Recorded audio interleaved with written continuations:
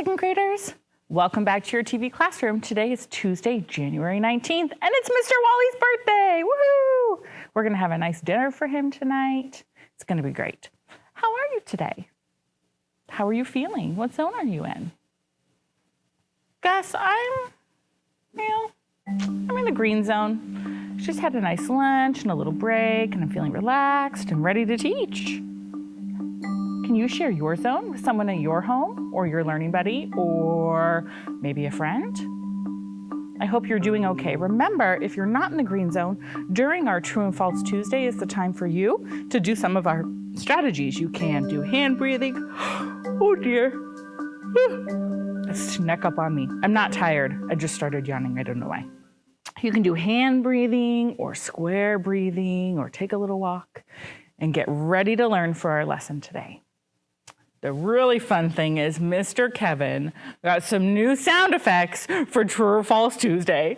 I did. I'm so excited. So he's going to play with us, and you're going to give the ding, ding, ding, or the meh, meh, and see if yours matches Mr. Kevin's. Here's the wah-wah. Okay, so let's do our first True or False Tuesday. Okay, here we go. 16 minus 4 equals 20. True or false?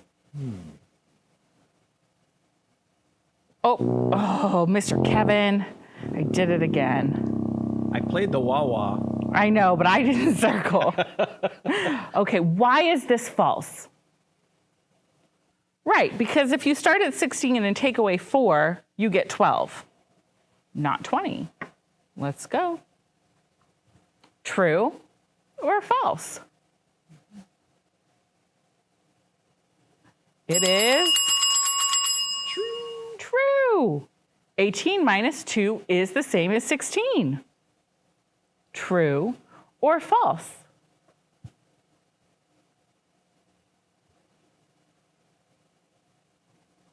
Boop. 17 minus 5 does equal 12, because if you take 5 away from the 7, you get a 2, and that makes 12. True or false? True. 14 minus 5 does equal 9. True or false? False. If I have 12 and I take 5 away, my number is going to get lesser or smaller. And 17 is greater than 12. So we know that this is false. We don't even have to do the math. Just by looking at it and thinking about what we know about numbers in the number line, we can tell that that is not a reasonable answer. It's false. Today, we are demonstrating our understanding of 3-digit numbers. So you're going to be doing lots of writing or drawing and building today. And you're going to be doing it on your whiteboard and then checking your work with me. Okay, so this is where you're going to be doing a lot of the work today. I'm not going to be doing as much teaching. I'm going to be doing more answer showing so you can check your understanding. If you're doing these problems today and you're not getting them correct, or you're feeling like I'm lost, I don't understand, you need to check in with your teacher. You need to say, when I was working with Mrs. Wally, this did not make sense. I don't understand it still. I need help. And it's their job to help you. So, what number is made from 500s, 010s, and 01s? You could just write the number. You could build the number and then write it, or draw and then write it. I'm going to build. I have 500s, 010s, and 01s. 100, 200, 300, 400, 500. What number did I make? Yep, if you wrote 500, you are correct. That is not the pen I wanted. Okay, next one. 500s, oh, we're gonna leave those out. 500s, 010s, and 91s. This time I'm gonna use my place value chart. Hundreds, tens, and ones. It says 500s, 010s, 9 ones. What number is it? 509 is my number. Okay. Let's do the last one. This time, I'm going to draw it. 5 hundreds. You do whichever way works best for you to figure out what the number is. I'm just showing you the ways you could do it. 4 tens, 9 ones. I have 549. 500, 510, 520, 530, 549. Did you get those numbers? Great job. Let's move on to the next problem. This one we can have full screen, Mr. Kevin. Okay. Lana does this homework problem. What does she do wrong? So let's take a look first and let's see what we've got. What do we see here? Private think time. What do you see? What would you write? Blank hundreds plus blank ones equals what?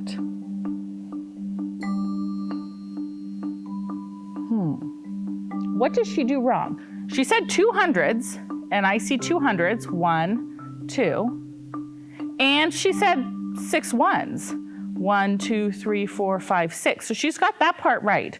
200s, 6 ones. Fix it for her. What should it be? This is one of those times where the place value chart is really helpful because clearly the blocks didn't help her. So let's do a little place value chart. This is the quick way. Normally you would write hundreds, tens, and ones, but this is the shorthand way to do it. So I've got 200s, 0 tens, 6 ones. Oh, what did she do wrong? Gus, what do you think? What did she do wrong? Oh, she just put these 2 digits together. She said, well, 500s and 2 ones, I'm just going to put them together. 200s and 6 ones. Just going to put it together. 200s and 6 ones equals 26. No. Nope. Let's count the blocks. 100, 200, 201, 202, 203, 204, 205, 206. Oh, look at my place value chart. The number is not, I wonder if this erases like that. Nope, it doesn't. I was hoping it did. It's not 26. There we go. It is 206.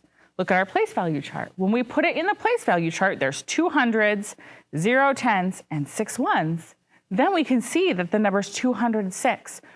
Because she didn't write 0 tens, because you don't need to, because there aren't any, she forgot to hold that place value with a 0. 0 is actually a really important number because it holds the place value when there's none of it so that we have the right number. So don't forget that just because you don't have any tens doesn't mean there isn't a digit in the tens place. It just means that digit needs to be a 0. Okay? All right. Let's look at this one. Sam and Lev write 572. Explain what each person does. So I'm going to go to my whiteboard and let's draw out what both people did, okay? So first, we're going to split it in 2. I want you to draw what Sam did, and then I want you to draw what Lev did, okay? So Sam said 572 equals 57 tens and 2 ones. So I want you to draw that. And then I want you to do Lev, which says 572 equals 507 tens and 2 ones. Go ahead and do that. Mr. Kevin, how long have we been going? 10 minutes. Thank you.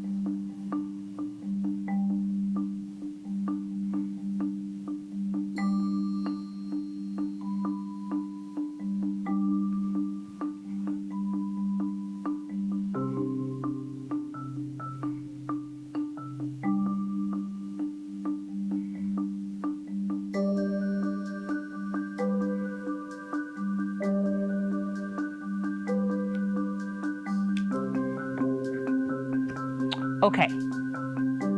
We're going to have Gus explain Sam and Pebble explain Lev.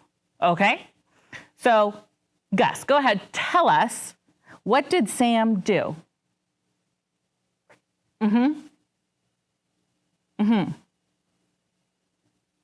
Okay.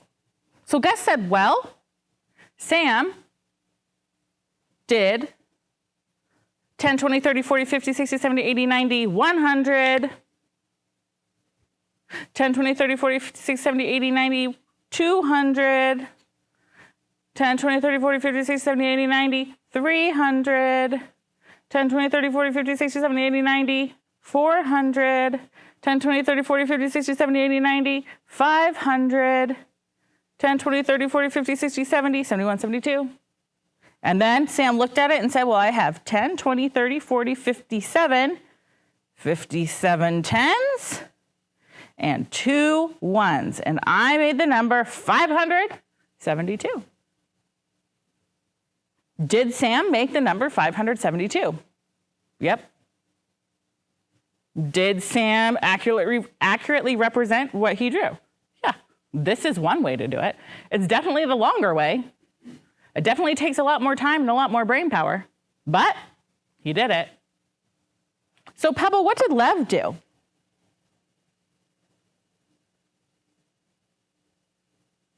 Okay. All right. Pebble said, well, Lev knew that a square represents 100 ones, and Lev saw that there was 5 hundreds. So Lev drew 5 hundreds.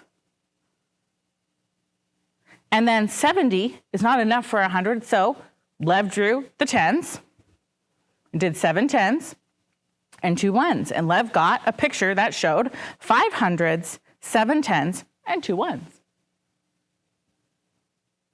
Did Lev do it? Yeah. Was Lev accurate? Yeah. Whose was quicker? Lev. Whose has room for less mistakes? Lev.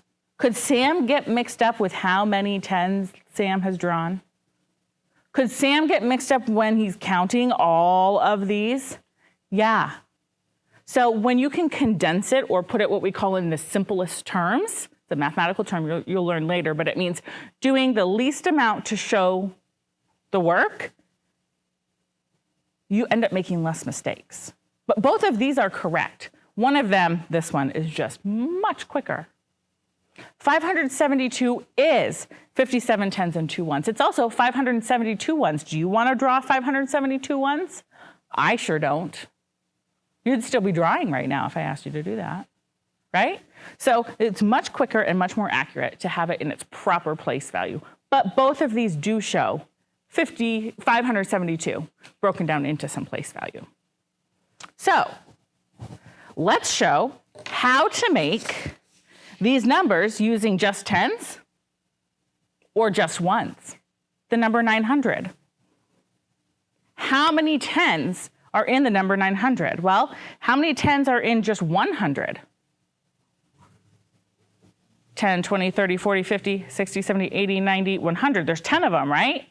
So if we do 9 of them, I'm just going to write the number 10 to save time.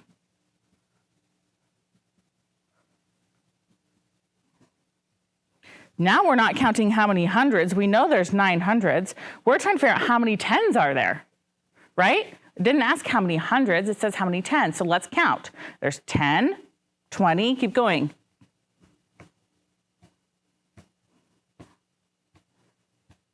How many groups of 10 are on our page?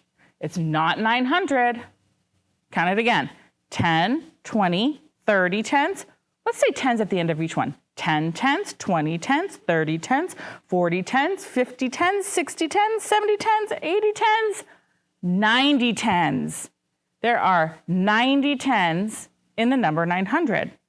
Now I'm going to erase the inside because we know it's hundreds, but this time it's not asking how many hundreds or how many tens. It's asking how many ones, these, how many of those are going to make up 900. You ready? How many in 100? 100 of them. 100 ones, 200 ones, 300 ones, 400 ones, 500 ones, 600 ones, 700 ones, 800 ones. If you're drawing this with me, you are doing an excellent job. 900 ones. 900 equals 900 ones. Here's a challenge problem. If 900 equals 900 ones, then 743 equals how many ones? You don't need to draw it out. If 900 equals 900 ones, then 743 equals 743 ones. If you look closely on these, you'll notice, do you see right here? It's broken up into squares. These are just a fast way of laying out 100 of these. This is just a fast way of laying out 10 of these.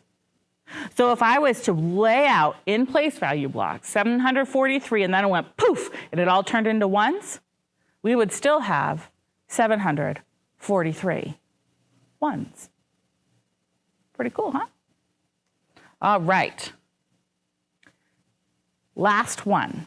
Nate puts his coins in stacks of 10. He has 12 stacks of coins with 4 coins left over. Okay. He has 12 stacks of coins with 4 left over. So each stack, let's use our blocks or drawing, is 10. So we can use a 10. Okay. Oh, it says draw a picture. We better draw. Okay. So this is a stack of coins. How many did they say? 12 stack of coins. Stacks are in 10. So we know that's a 10. So we can use our 10 stick.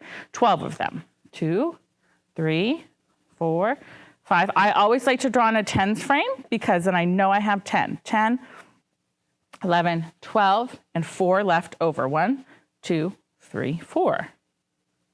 What do you notice? Did you draw it? Draw it. Yes. There's a group of 10 tens, which is what? 100. How many tens? 2 tens. And how many ones? 4 ones. So what number, how many coins does Nate have?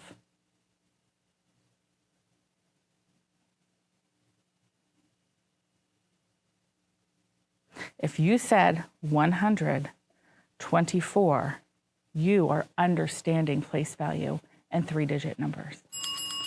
Excellent job. If you didn't, here's how I got that. 10 tens makes 100, 110, 120, 121, 22, 23, 24. 124. Okay. Your homework today is to do page 316. It looks like it got bumped up a little bit. 316. Okay, I'm going to write that on there so you can see the page number. 316. You're going to do this problem again. We didn't finish the problem we just did. You were supposed to write it in 2 ways. I want you to make sure that you do that in 2 ways and then solve the math journal problem. Today, we demonstrated our understanding of 3-digit numbers. We showed 3-digit numbers with base 10 model, and we showed 3-digit number in expanded form. Excellent job. Before you go, you need to make sure you get your Learning Buddy, your ELA packet, and keep your whiteboard and pencil or whiteboard and marker out for your Learning with Miss Oslin. You're going to take a break. You're going to take care of your needs because you are 2nd graders who know how to do that and you are responsible. Then you're going to come back and do your Learning with Miss Oslin.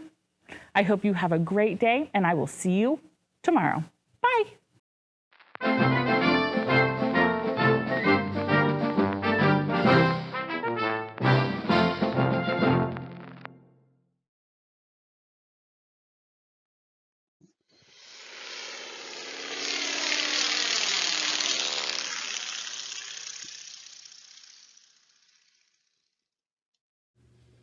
Good day, young aviators.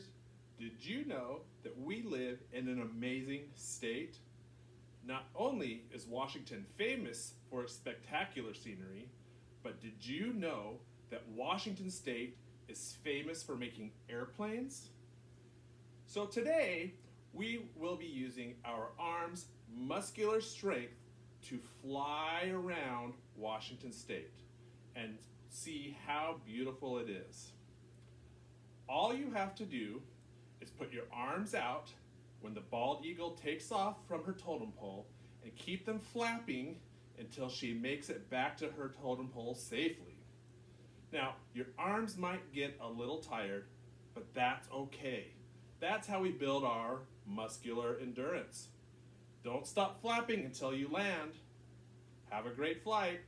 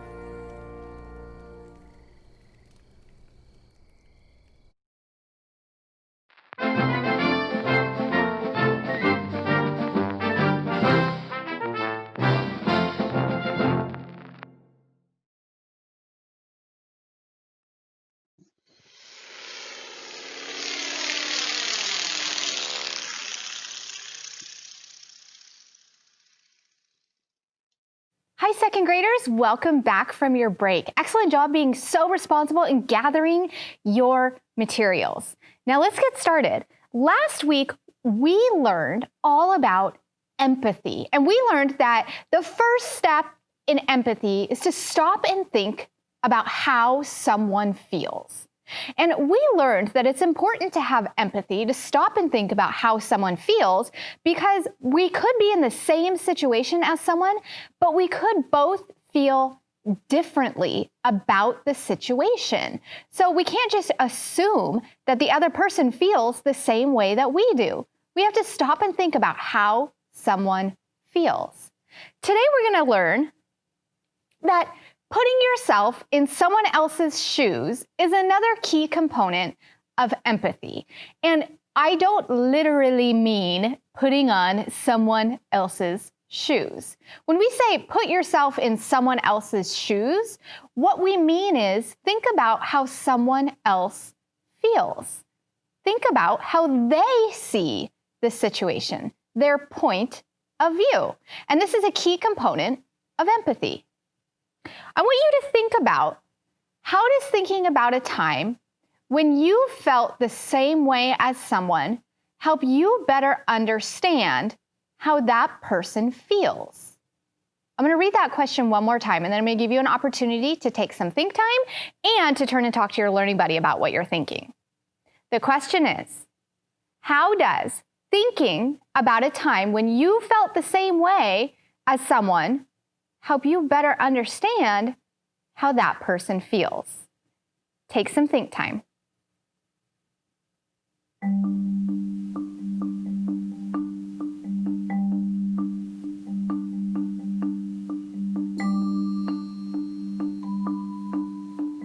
Now, turn and tell your learning buddy what you're thinking. Gus, if I can think about a time when I felt the same way as someone, then I can remind myself of how that felt. And then I better understand how they are feeling. Now, you might not yet be sure how to answer this question, and that's okay. That's what we're going to spend some time thinking and talking about today. And then at the end of our lesson, your independent work will be to write in response to this question in your writing notebook. So let's review. Empathy is being aware of and sharing another person's feelings. You ask yourself, how does that person feel? So step one is to stop and think about how someone feels. Today we're learning that step 2 of empathy is to put yourself in someone else's shoes and think of a time when you felt that way. You could ask yourself, have I ever felt the same way before? And we imagine ourselves being in the other person's shoes or experiencing the feeling that the other person is feeling. We are going to read part of Jamaica's Blue Marker again by Juanita Haville, and the illustrations are by Anne Sibley O'Brien.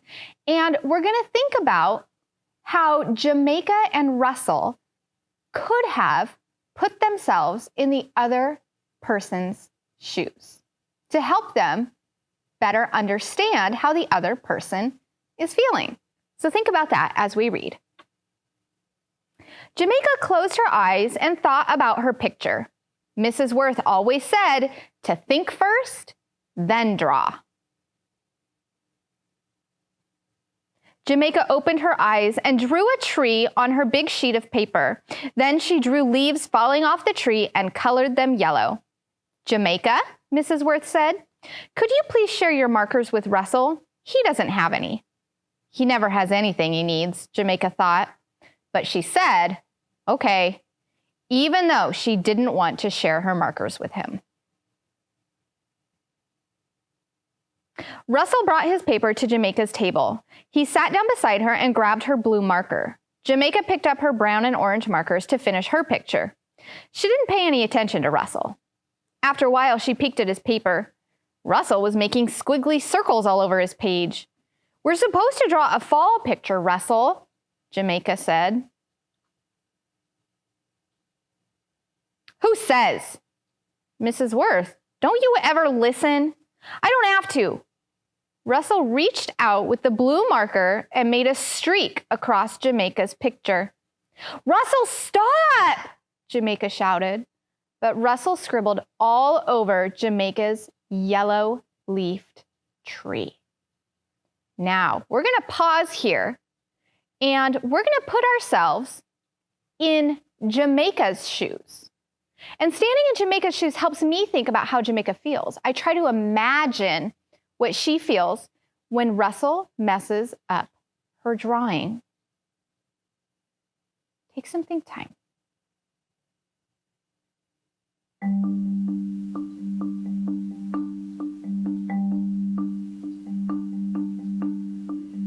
Now, we talked about this when we read this book last week. What did we say that Jamaica might have felt when Russell drew all over her picture? Tell your learning buddy. Gus, I remember we talked about how Jamaica might be mad.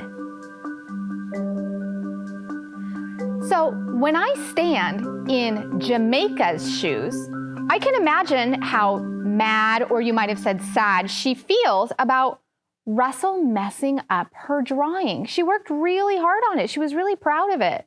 I can also try to remember a time when I felt that way, a time when I worked really hard on something and someone else or something else ruined it. So I can think of a time when I worked really hard on my lesson plans for my TV classroom and the computer lost them. They were just gone, ruined. I had to redo all the work. I was so mad.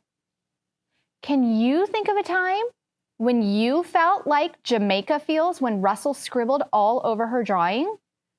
Take some think time about being in Jamaica's shoes.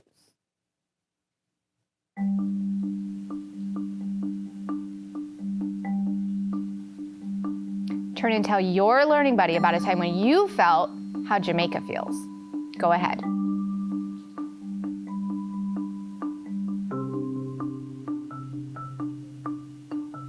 Isn't it so interesting that we've all felt that way over different situations?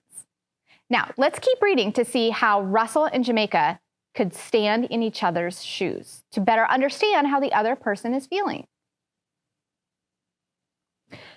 But just then, Mrs. Worth asked, "Who are my helpers this week?" Jamaica raised her hand. "Jamaica, could you collect the cards and put them in Russell's desk? Brianna and Thomas, I'd like for you to clear the activity table for the plates and cups." Jamaica went from desk to pick up the cards. She put the whole stack in Russell's desk. As she closed his desk, Russell came in with his mother. The party started. They played games for a while and ate cake. Russell opened his desk and took out all the cards. "Look, Mom, everybody made a card for me." Not everybody, Jamaica thought. She took the blue marker out of her marker bag. Then she ran up to Russell. "This is for you, Russell." She handed him the marker. "You can use it at your new school." Now, even though Jamaica was too late to make a card for Russell, she still was thinking of him and thought about what he would like. And she remembered that he used her blue marker. So she's giving him her blue marker to use at his new school. "But you might need it," he said. "You like to draw. You draw the best pictures in the class. What if you have to color the sky?" "Someone will share with me." "Thanks," he said. "You're lucky you get to stay here." Now Jamaica knew how Russell felt about moving. "I wish you didn't have to move," she said. Now Russell said, "You're lucky you get to stay here." So now Jamaica knows that he wishes that he could stay and not move. So let's practice putting ourselves in Russell's shoes. These are Russell's shoes. I want you to step into, not really, pretend like you're stepping in to Russell's shoes. And when I stand in Russell's shoes, I try to imagine how he feels about moving. Do you remember how he felt about moving? Yeah, he was kind of sad or upset about it. He didn't want to move. And when I stand in Russell's shoes, I can imagine how sad, upset, or worried maybe he might be about moving. And I can remember a time when I felt that way too. When I was little, I moved quite a few times in elementary school between kindergarten and 3rd grade. So I have been in Russell's shoes. I have moved. I have felt sad and upset and worried about starting a new school. So I can better understand how he's feeling. Now, even though you maybe have never moved schools, you can still imagine a time when you felt sad or upset or worried about something. So take some think time about when you felt the same as Russell.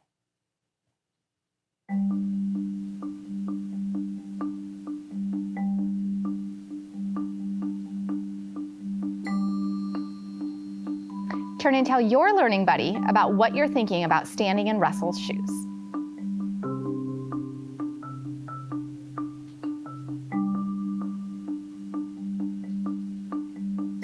Oh, I heard a lot of you share a lot of experiences about being sad or upset or worried, and they were different situations, which is another good reminder for all of us that we've all felt sad, worried, and upset, but there's different situations that make us all feel those feelings. That's why it's important to stop and think about how someone feels and step into their shoes to better understand how they're feeling. Now, putting yourself in someone else's shoes is an important part of empathy. It helps you imagine the way someone else feels and remember a time when you felt the same way. Empathy doesn't mean that you have had the exact same experience, but it means that you're thinking about how the other person feels. And it helps to remember a time when you felt that way. And we practice doing that by stepping into Russell's shoes and stepping into Jamaica's shoes. Now, let's look at a scenario, and we're going to practice stepping into someone else's shoes to better understand how they're feeling. Now, picture this. You have used the class computer during free time on Monday, Tuesday, and Wednesday. On Thursday, Shamika wants to use the computer, and you are on it again. Shamika says, I have been waiting for a turn to use the computer, and you have used it the last 3 days. Let's step into Shamika's shoes. Think about how Shamika feels in this situation. Shamika might feel, she might be mad. What else? Frustrated, sad, disappointed. Think about a time when you felt that way. Take some think time.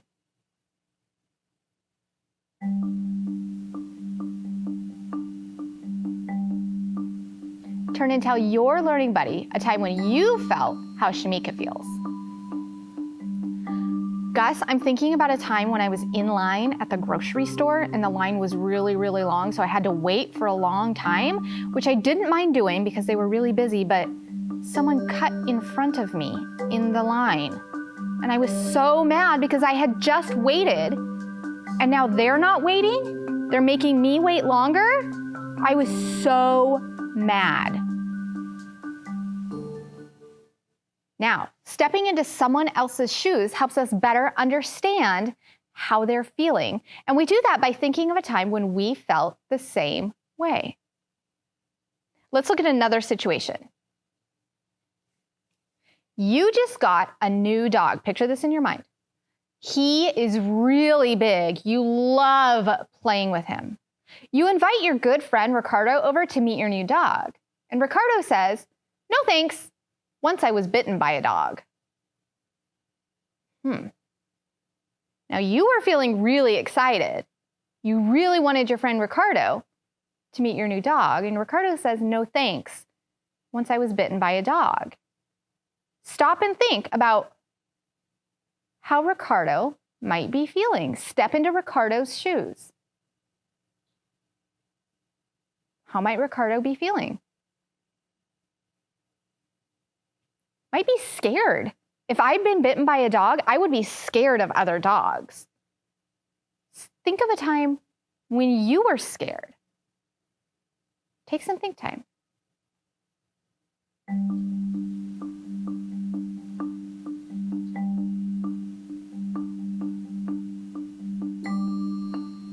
Turn and tell your learning buddy what you're thinking. Gus, I'm thinking of a time when I was cooking in the kitchen and I cut my finger really badly.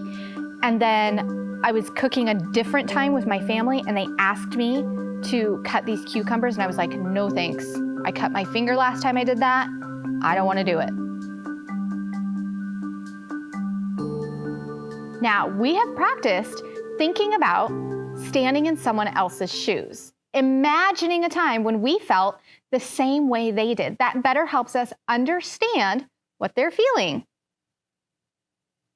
Today we learned that putting yourself in someone else's shoes is another key component of empathy. And empathy is better understanding how someone else feels. Now let's go back to the question that I asked you to think about at the beginning of our lesson. How does thinking about a time when you felt the same way as someone help you better understand how that person feels?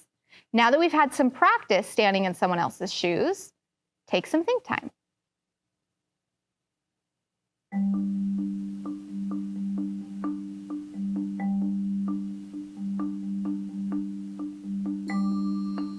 Turn and tell your learning buddy what you're thinking. Gus, thinking about a time when I felt the same way as someone reminds me of how that feeling feels. Even though the situations are probably different, I can still remember the feeling and understand how they're feeling and why they're acting in a certain way.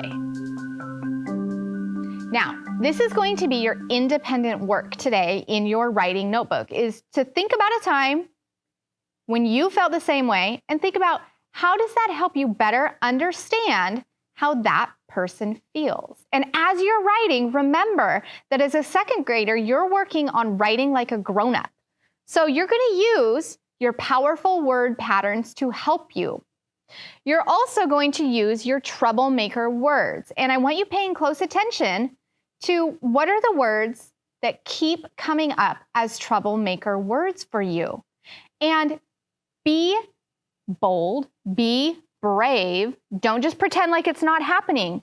Do something about it. If it's the same word all the time, tackle the word. Use the strategies on this chart to help you.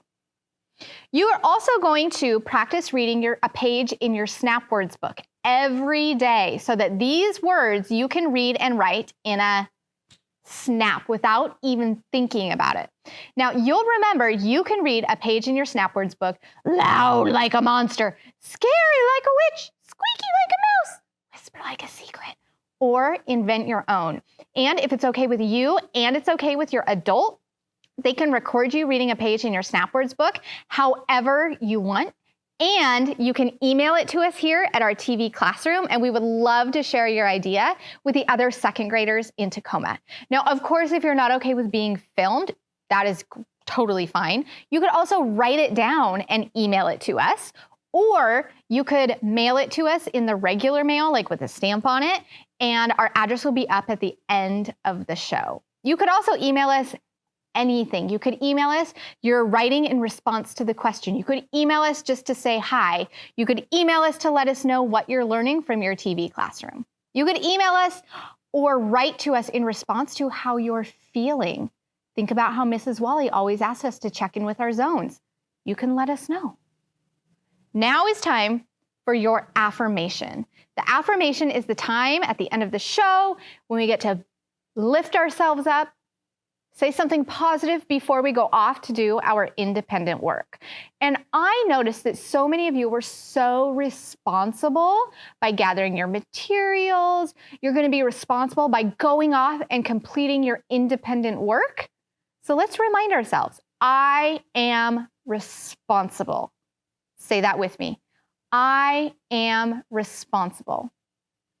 Excellent job. Remember, tomorrow is Wednesday, so we're going to have a special guest and our art materials, our art lesson, with Miss Teresa. So thank you so much for being here with me today. I hope you have a great rest of your day, and I look forward to seeing you back here tomorrow in our TV classroom. Bye.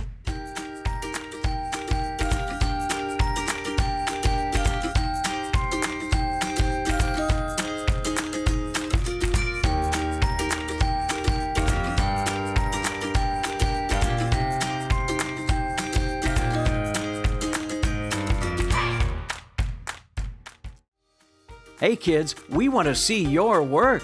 Just send your pictures and your stories to TV Classroom, 601 South 8th Street, Tacoma, Washington, 98405.